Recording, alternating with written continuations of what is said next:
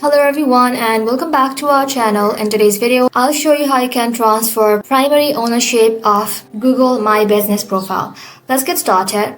Go ahead and simply open up your browser and then in the search bar search for business.google.com. So if you need to give someone else full control of your Google business profile, here's how you can transfer primary ownership step by step.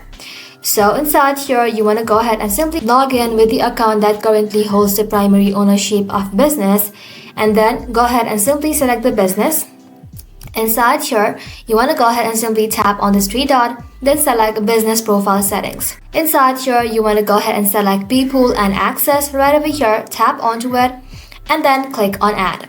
And then enter the new person's Google account's email and assign them the role of owner right over here, and then simply tap on invite. Now they'll receive an invitation via their email.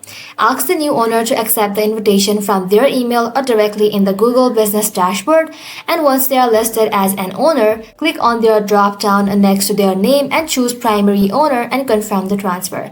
And that's it. They now have full control of the profile and you can remain as a manager or remove yourself if needed. Thank you all for watching. If this video was helpful, don't forget to like and sub, and I'll see you in the next one.